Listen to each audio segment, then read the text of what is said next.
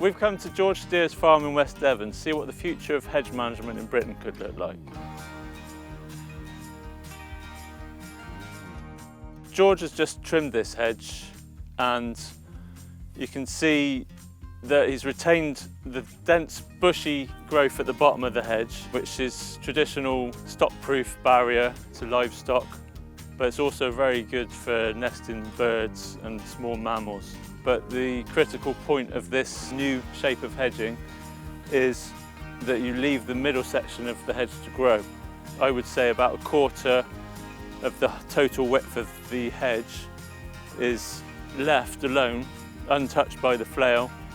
Over the time, those trees will mature, sequestering carbon and producing firewood maybe in the future if needed, or just left alone to mature into a great habitat in themselves. Typically, most hedges are cut, aren't they? They're short back and sides, so they're trimmed often annually and they're cut hard. For carbon capture and the climate, you want big trees as possible in your hedge. And so actually what we're seeing here is almost a perfect solution as far as I see. So you've got a hedge that's both good for wildlife because it's thick and dense and bushy, and one that is capturing lots of carbon as it grows up tall in the centre line, and is also, if you're managing it for wood fuel, you've got plenty of wood fuel, which is of course a renewable sort of energy. And on top of that, the central strip that's left behind is going to be producing loads of flowers and loads of berries. So wildlife is going to have a field day in a hedge like this.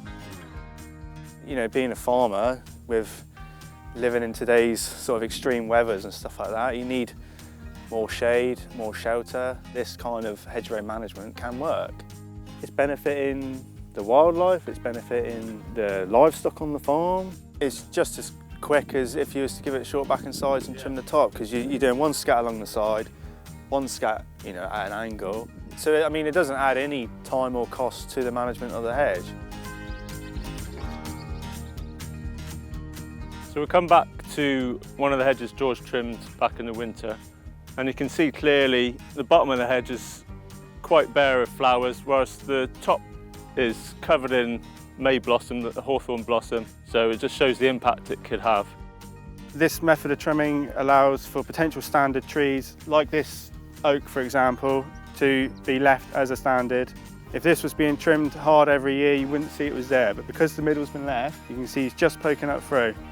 People are planting woodlands all over the place. We've got woodlands ready to go within our hedges.